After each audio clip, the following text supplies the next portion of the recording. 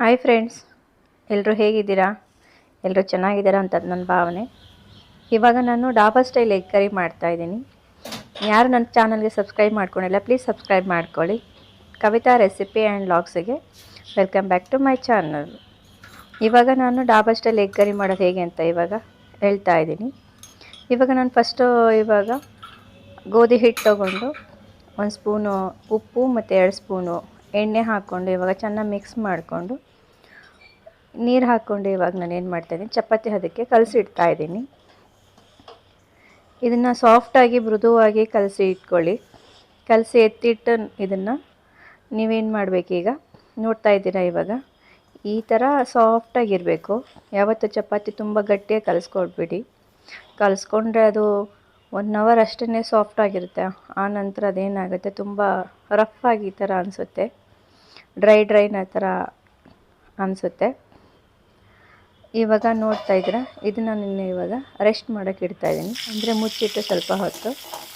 ನಾನು ಈ ಕಡೆ ಒಂದು ಬಾಣಲೆಯಲ್ಲಿ 2 ಸ್ಪೂನ್ ಎಣ್ಣೆ, 2 ದಪ್ಪ ಆನಿಯನ್ನು, ಒಂದು 10 ಎಸಳು ಬೆಳ್ಳುಳ್ಳಿ ಮತ್ತು ಸ್ವಲ್ಪ ಶುಂಠಿ ತೊಗೊಂಡು ಏನು ಮಾಡ್ತಾಯಿದ್ದೀನಿ, ಇವಾಗ ಫ್ರೈ ಮಾಡ್ಕೊಳ್ತಾ ಇದ್ದೀನಿ. ನಾನು ಮಸಾಲ ಪದಾರ್ಥಗಳನ್ನ ಹಾಕ್ಕೊಳ್ತಾ ಇದ್ದೀನಿ. ಚಕ್ಕೆ, ಏಲಕ್ಕಿ, ಲವಂಗ, ಕಪ್ಪು ಮೆಣಸಿನ್ಕಾಳು, ಸ್ವಲ್ಪ ಜೀರಿಗೆ ಹಾಕ್ಕೋಬೇಕು. ಜಾಸ್ತಿ ಜೀರಿಗೆ ಹಾಕ್ಕೊಳ್ಬೇಡಿ. ಜಾಸ್ತಿ ಜೀರಿಗೆ ಹಾಕ್ಕೊಂಡ್ರೆ ಏನಾಗುತ್ತೆ, ಕಹಿ ಬರುತ್ತೆ, ಎಗ್ ಕರಿ ಅಂತ ಟೇಸ್ಟ್ ಬರೋದಿಲ್ಲ. ನಾನಿಲ್ಲಿ ಒಂದು ದಪ್ಪ ಹೆಚ್ಚಿರೋ ಒಂದು ನಾಟಿ ಟೊಮೊಟೊ ಹಣ್ಣು ಹಾಕ್ಕೊಳ್ತಾ ಇದ್ದೀನಿ. ನಾಟಿ ಟೊಮೊಟೊ ಹಣ್ಣು ಇಲ್ಲ ಆಪಲ್ ಟೊಮೊಟೊ ನಿಮ್ಗೆ ಯಾವುದು ಇರುತ್ತೆ ಅದು ನೀವು ಹಾಕ್ಕೊಳ್ಳಿ. ಇವಾಗ ಇದನ್ನು ನಾನು ಚೆನ್ನಾಗಿ ರೋಸ್ಟ್ ಮಾಡ್ಕೊಳ್ತಾ ಇದ್ದೀನಿ. ಇದನ್ನು ಚೆನ್ನಾಗಿ ಈ ಥರ ಇವಾಗ ಫ್ರೈ ಮಾಡ್ಕೊಂಡಾದ ನಂತರ ನಾನು ಅದೆಲ್ಲ ಹಸಿ ವಾಸನೆ ಹೋಗಬೇಕು. ಮಸಾಲ ಪದಾರ್ಥ ನಾವು ಎಷ್ಟು ಚೆನ್ನಾಗಿ ಫ್ರೈ ಮಾಡ್ಕೊಳ್ತೀವಿ ಅಷ್ಟು ಪದಾರ್ಥ ಚೆನ್ನಾಗಿ ಟೇಸ್ಟಿಯಾಗಿ ಬರುತ್ತೆ. ಇವಾಗ ನೋಡ್ತಾ ಇದ್ದೀರಾ, ಇದೆಲ್ಲ ಇವಾಗ ರೋಸ್ಟಾಗಿ ಬೆಂದಿದೆ. ನಾನಿವಾಗ ಇದಕ್ಕೆ ನಾನು 2 spoon red chilli powder, 3 spoon ಧನಿಯಾ, ಸ್ವಲ್ಪ ತೆಂಗಿನಕಾಯಿ, ಸ್ವಲ್ಪ ಹುರುಗಡ್ಲೆ ಹಾಕ್ಕೊಂಡು ಏನು ಮಾಡ್ತಾಯಿದ್ದೀನಿ, ಇದನ್ನು ರೋಸ್ಟ್ ಮಾಡ್ಕೊಳ್ತಾ ಇದ್ದೀನಿ, ಫ್ರೈ ಮಾಡ್ಕೊಳ್ತಿದ್ದೀನಿ.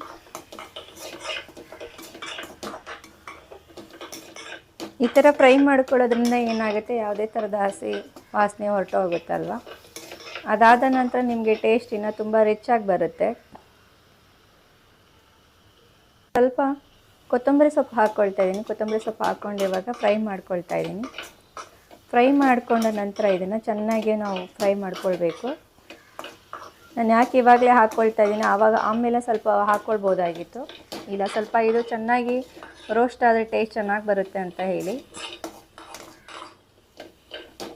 ಇವಾಗ ನೋಡ್ತಾ ಇದ್ದೀರಾ, ಇವಾಗ ಇದು ಫ್ರೈ ಆಗಿದೆ, ರೆಡಿಯಾಗಿದೆ. ನಾನೊಂದು ಮಿಕ್ಸಿ ಜಾರಿಗೆ ಇದನ್ನು ಮಸಾಲ ಫ್ರೈ ಆಗಿರೋದೆಲ್ಲ ಇದನ್ನು ಹಾಕ್ಕೊಂಡು ಇವಾಗ ಏನು ಮಾಡ್ಕೊಳ್ತೀನಿ, ನೀಟಾಗಿ ಪೇಸ್ಟ್ ಮಾಡ್ಕೊಳ್ತಾ ಇದ್ದೀನಿ. ನೀವು ಪೇಸ್ಟ್ ಮಾಡ್ಕೊಳ್ಳಿ. ಇವಾಗ ನಾನು ಪೇಸ್ಟ್ ಮಾಡ್ಕೊಳ್ತಾ ಇದ್ದೀನಿ. ಪೇಸ್ಟ್ ಮಾಡ್ಕೊಂಡ ನಂತರ ನಾನು ಇಲ್ಲೊಂದು ಕಡಾಯಿ ಇಟ್ಕೊಂಡಿದ್ದೀನಿ. ಅದಕ್ಕೆ 4 ಟೇಬಲ್ ಸ್ಪೂನ್ ಅಷ್ಟು ನಾನು ಆಯಿಲ್ ಹಾಕ್ಕೊಂಡಿದ್ದೀನಿ. ಇವಾಗ ನಾನು ಏನು ಮಾಡ್ತಾಯಿದ್ದೀನಿ, ರುಬ್ಬಿರೋ ಮಸಾಲಾನ ಹಾಕ್ಕೊಂಡು ಏನು ಮಾಡ್ತಾಯಿದ್ದೀನಿ, ಇವಾಗ ನೀಟಾಗಿ ಫ್ರೈ ಮಾಡ್ಕೊಳ್ತಾ ಇದ್ದೀನಿ. ಯಾಕೆ ನಾವು ನೀಟಾಗಿ ಫ್ರೈ ಮಾಡ್ಕೊಳ್ಬೇಕು ಅಂತಂದರೆ, ಹಸಿ ವಾಸನೆ ಫುಲ್ ಯಾವುದೇ ಥರದ್ದು ಇರಬಾರ್ದು ಇದರಲ್ಲಿ. ಅದು ಆ ಫ್ಲೇವರು, ಆ ಘಮ ಪರಿಮಳ ಚೆನ್ನಾಗಿ ಬರಬೇಕು ಅಂದರೆ ಚೆನ್ನಾಗಿ ಫ್ರೈ ಮಾಡ್ಕೊಳ್ಬೇಕಾಗುತ್ತೆ. ಇವಾಗ ನಾನು ನೋಡ್ತಾ ಇದ್ದೀರಾ, ಫ್ರೈ ಮಾಡ್ಕೊಳ್ತಾ ಇದ್ದೀನಿ. ಸ್ವಲ್ಪ ನಾನು ಇವಾಗ ಏನು ಮಾಡ್ತಾಯಿದ್ದೀನಿ, ಅರಿಶಿನ ನಾನು ಇವಾಗ ಆ್ಯಡ್ ಮಾಡ್ತಾಯಿದ್ದೀನಿ. 1/4 ಚಮಚದಷ್ಟು ನಾನು ಅರಿಶಿನ ಹಾಕ್ತಾಯಿದ್ದೀನಿ. ಇಲ್ಲಿ ತುಂಬ ಅರಿಶಿನ ಹಾಕ್ತಾಯಿಲ್ಲ ನಾನು, ಸ್ವಲ್ಪ ಅರಿಶಿನ ಹಾಕ್ಕೊಳ್ಳಿ. ಅರಿಶಿನ ಹಾಕಿ ಇವಾಗ ಏನು ಮಾಡ್ತಾಯಿದ್ದೀನಿ, ನಾನು ಇವಾಗ ಚೆನ್ನಾಗಿ ಮಿಕ್ಸ್ ಮಾಡಿ ಕೈಯಾಡಿ ರೋಸ್ಟ್ ಮಾಡ್ಕೊಳ್ತಾ ಇದ್ದೀನಿ. ಇದಾದ ನಂತರ ರುಬ್ಬಿರೋ ನೀರೇನಿರುತ್ತಲ್ವ ಅದನ್ನ ಸ್ವಲ್ಪ ಆ್ಯಡ್ ಮಾಡಿಕೊಂಡು ಚೆನ್ನಾಗಿ ಮಿಕ್ಸ್ ಮಾಡಿಕೊಂಡು ನಾನು ಏನು ಮಾಡ್ತೀನಿ, ಇವಾಗ ಕುದಿಯೋದಕ್ಕೆ ಬಿಡ್ತಿದ್ದೀನಿ ನಾನು. ಸ್ವಲ್ಪ ನೀವು ಇದು ಸ್ವಲ್ಪ ನೀರು ಹಾಕ್ಕೊಳ್ಳಿ. ಇದು ತುಂಬ ತಿಕ್ನೆಸ್ ಇಲ್ಲ, ಈ ಕಡೆ ತುಂಬ ತೆಳುಗೆ ಥರನೂ ಇರಬಾರ್ದು, ಗ್ರೇವಿ ಮಾತ್ರ. ಇಲ್ಲಿ ರುಚಿಗೆ ತಕ್ಕಷ್ಟು ಉಪ್ಪು ಹಾಕ್ಕೊಳ್ಳಿ. ನೋಡ್ತಾ ಇದ್ದೀರಾ, ನಾನು ಉಪ್ಪು ಹಾಕಿ ಇವಾಗ ಏನು ಮಾಡ್ತಾಯಿದ್ದೀನಿ, ಲಿಡ್ಡ ಚೆನ್ನಾಗಿ ಕೈಯಾಡಿಬಿಟ್ಟು ಲಿಡ್ ಕ್ಲೋಸ್ ಮಾಡಿ ನಾನು ಇವಾಗ ಚೆನ್ನಾಗಿ ಕುದಿಯೋದಕ್ಕೆ ಬಿಡ್ತಾಯಿದ್ದೀನಿ. ಇವಾಗ ಇದನ್ನು ಚೆನ್ನಾಗಿ ಒಂದು 5 ನಿಮಿಷ ಚೆನ್ನಾಗಿ ಕುದಿಯೋದಕ್ಕೆ ಬಿಟ್ಬಿಡಿ. ಕುದಾದ ನಂತರ ನೀವೇನು ಮಾಡಿ, ಓಪನ್ ಮಾಡಿದಾಗ ಈ ಥರ ಕುದೀತಾ ಇರಬೇಕು, ಚೆನ್ನಾಗಿ ಕುದೀತಾ ಇರಬೇಕು.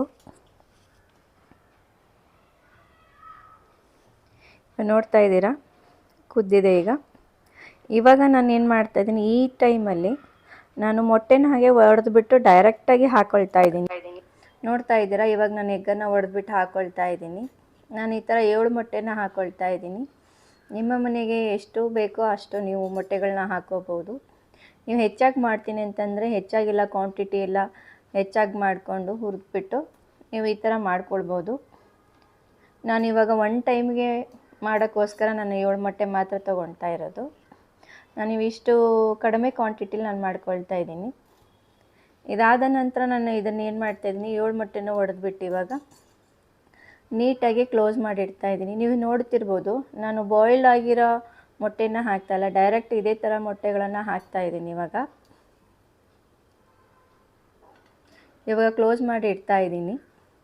ನೋಡಿ, ಇದನ್ನು ಸಣ್ಣ ಉರಿಲಿ ಏನು ಮಾಡಿಬಿಟ್ಟು ಮುಚ್ಚಿಬಿಟ್ಟು ಬೇಯೋದಕ್ಕೆ ಬಿಟ್ಬಿಡಿ.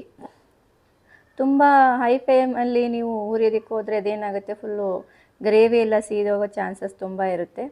ಸಣ್ಣ ಉರಿಲೇ ಇದನ್ನು ನಾವು ಬೇಯಿಸ್ಬೇಕಾಗುತ್ತೆ. ಮೊಟ್ಟೆ ಎಲ್ಲ ನೀಟಾಗಿ ಬೇಯಬೇಕು. ಅವಾಗ ಯಾವುದೇ ಥರದ ಕೈ ಆಡಬಾರ್ದು. ಸ್ವಲ್ಪ ಹೊತ್ತು 5 ನಿಮಿಷ ಬಿಟ್ಟು ಆದ ನಂತರ ನಾವು ಇದನ್ನು ತೆಗೆದು ನೋಡಿದಾಗ ಈ ಥರ ಸ್ವಲ್ಪ ಬೆಂದಿರುತ್ತೆ. ತಳ ಇರೋದನ್ನು ಏನು ಮಾಡ್ತೀವಿ, ನಾವು ಬಿಡಿಸ್ಕೊಳ್ತಾ ಇರಬೇಕು. ಬಿಡಿಸ್ಕೊಂಡ್ಬಿಟ್ಟು ನಾವು ಮತ್ತೆ ಏನು ಮಾಡಬೇಕು, ಇದನ್ನು ಮುಚ್ಚಿಬಿಟ್ಟು ಬೇಯೋದಕ್ಕೆ ಬಿಟ್ಬಿಡ್ಬೇಕು. ಇವಾಗ ನೋಡ್ತಾ ಇದ್ದೀರಾ, ಬೆಂದಿದೆ, ಇನ್ನೂ ಸ್ವಲ್ಪ ಬೇಯಬೇಕು. ಇವಾಗ ಇದು ಈ ಥರ ಎಲ್ಲ ಫುಲ್ಲು ಹೋಲಾಗಿಯೇ ಬರುತ್ತೆ ಒಂದು ಮೊಟ್ಟೆ ಫುಲ್ಲು. ಯಾವುದೇ ಥರದ ಇದು ಎಲ್ಲ ಕದಲೋದೆಲ್ಲ ಚೆನ್ನಾಗಿ ಇರುತ್ತೆ, ಗ್ರೇವಿ ಮಾತ್ರ. ನೋಡ್ತಿರ್ಬೋದು, ಇಲ್ಲಿ ಮೊಟ್ಟೆ ಯಾವುದೇ ಥರದ್ದು ಒಡೆದಿಲ್ಲ. ನಾವು ಪದೇ ಪದೇ ಕೈ ಆಡಬಾರ್ದು. ಇವಾಗ 1 ಟೈಮ್ ಈ ಥರ ಕೈ ಆಡಿಬಿಟ್ಟು ಮುಚ್ಚಿಬಿಟ್ಟು ಮತ್ತೆ ಸ್ಲೋ ಫ್ಲೇಮಲ್ಲಿ ನಾವು ಬೇಯೋದಕ್ಕೆ ಬಿಡಬೇಕು. ನಾನು ಈ ಕಡೆ ಇದರಲ್ಲಿ ಚಪಾತಿ ಮಾಡ್ಕೊಳ್ತಾ ಇದ್ದೀನಿ. ಇದಕ್ಕೆ ಕಾಂಬಿನೇಷನ್ ಅಂದರೆ ರೊಟ್ಟಿ, ಚಪಾತಿ ಮತ್ತು ಅನ್ನಕ್ಕೂ ಕೂಡ ತುಂಬ ಚೆನ್ನಾಗಿರುತ್ತೆ. ಆಮೇಲೆ ರೋಟಿ ಕರಿ, ಇದಕ್ಕೆಲ್ಲದಕ್ಕೂ ಬೆಸ್ಟ್ ಕಾಂಬಿನೇಷನ್ ಅಂತಲೇ ಹೇಳ್ಬೋದು. ನಾನಿಲ್ಲಿ ಇವಾಗ ಚಪಾತಿ ಮಾಡ್ತಾ ಇದ್ದೀನಿ. ನೋಡಿ, ಇವಾಗ ಚಪಾತಿ ಈ ಥರ ಸಾಫ್ಟಾಗಿರುತ್ತೆ, ಉಬ್ಬಿ ಬರುತ್ತೆ. ನಾವು ಯಾವತ್ತೂ ಚಪಾತಿ ಮಾಡುವಾಗ ಸ್ವಲ್ಪ ಎಣ್ಣೆ ಸವರಿ ಫೋಲ್ಡ್ ಮಾಡಿ ಚಪಾತಿ ಮಾಡೋದ್ರಿಂದ ಅದು ಲೇಯರ್ ಆಗಿ ನಾವು ಬೆಂದಾದ್ಮೇಲೂ ಕೂಡ ತುಂಬ ಚೆನ್ನಾಗಿರುತ್ತೆ, ಒಳಗಡೆ ಎಲ್ಲ ಚೆನ್ನಾಗಿ ಬೇಯ್ಕೊಳ್ಳುತ್ತೆ. ಈ ಥರ ಚಪಾತಿ ಮಾಡಿದರೆ ತುಂಬ ಚೆನ್ನಾಗಿ ಟೇಸ್ಟ್ ಬರುತ್ತೆ. ಇದು 4-5 ಅವರ್ಸ್ ಕೂಡ ಸಾಫ್ಟಾಗೇ ಇರುತ್ತೆ, ಯಾವುದೇ ಥರದ್ದು ಡ್ರೈನೆಸ್ ಅಂತ ಅನಿಸೋದಿಲ್ಲ. ಇವಾಗ ನೋಡ್ತಾ ಇರ್ಬೋದು, ನಾನು ಈ ಕಡೆ ಚಪಾತಿ ರೆಡಿ ಆಗ್ತಾ ಇದೆ.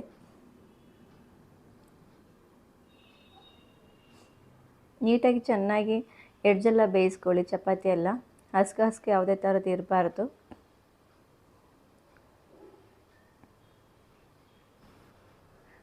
ಇವಾಗ ಚಪಾತಿ ರೆಡಿಯಾಗಿದೆ. ಇವಾಗ ನೋಡ್ತಾ ಇದ್ದೀರಾ, ನಾನು ತಟ್ಟೆಯಲ್ಲಿ ಒಂದು ಸರ್ವ್ ಮಾಡಿಟ್ಟಿದ್ದೀನಿ. ಎಗ್ ಕರಿ ಕೂಡ ಬೆಂದಿದೆ. ನಾನಿಲ್ಲಿ ಚಪಾತಿ, ಸೌತೆಕಾಯಿ ಮತ್ತು ಈರುಳ್ಳಿ, ಇದು ನಿಂಬೆಹಣ್ಣು ಮತ್ತು ಎಗ್ ಕರಿ ಹಾಕಿ ರೆಡಿ ಮಾಡಿಟ್ಟಿದ್ದೀನಿ. ನೋಡ್ತಾ ಇರ್ಬೋದು ನೀವು ಯಾವ ಥರ ಟೇಸ್ಟ್ ಚೆನ್ನಾಗಿ ಬರುತ್ತೆ ಅಂತಂದು. ಇದನ್ನು ನೀವು ಟೇಸ್ಟ್ ಮಾಡಿ ನನಗೆ ಕಮೆಂಟ್ ಸೆಕ್ಷನಲ್ಲಿ ಪ್ಲೀಸ್ ದಯವಿಟ್ಟು ಮಾಡಿ, ಹೇಗೆ ಬಂದಿದೆ ಅಂತ ಹೇಳಿ. ಇದು ತುಂಬ ಚೆನ್ನಾಗಿ ಇರುತ್ತೆ. ಇದು ನಾವು ಹೊರಗಡೆ ಹೋದಾಗ ಡಾಬಾದಲ್ಲೆಲ್ಲ ಈ ಥರ ತಿಂತಾ ಇರ್ತೀವಿ, ಬಟ್ ನಮಗೆ ಹೇಗೆ ಮಾಡೋದು ಅಂತ ಗೊತ್ತಿರೋದಿಲ್ಲ. ನೀವು ನೋಡ್ತಿರ್ಬೋದು, ನೀವು ಡೈರೆಕ್ಟಾಗಿ ನೀವು ಮೊಟ್ಟೆ ಒಡೆದಾಕಿ ಮಾಡೋದ್ರಿಂದ ಇದು ತುಂಬ ಟೇಸ್ಟ್ ಚೆನ್ನಾಗಿ ಬರುತ್ತೆ. ಒಂದ್ಸಲ ಟ್ರೈ ಮಾಡಿ ನೋಡಿ. ನನಗೆ ಕಮೆಂಟ್ ಸೆಕ್ಷನಲ್ಲಿ ಪ್ಲೀಸ್ ದಯವಿಟ್ಟು ಕಮೆಂಟ್ ಮಾಡಿ ಹೇಳಿ ಹೇಗೆ ಬಂದಿದೆ ಅಂತಂದು. ನಾನಿಲ್ಲಿ ಬಾಯ್ಲ್ ಎಗ್ ಹಾಕಿ ನಾನು ಮಾಡಿರೋದಿಲ್ಲ, ಡೈರೆಕ್ಟ್ ಮೊಟ್ಟೆ ಒಡೆದು ಮಾಡ್ತಿದ್ದೀನಿ. ಗ್ರೇವಿ ನೋಡ್ತಾರೆ ತುಂಬ ಸೂಪರಾಗಿ ಬಂದಿದೆ, ಟ್ರೈ ಮಾಡಿ.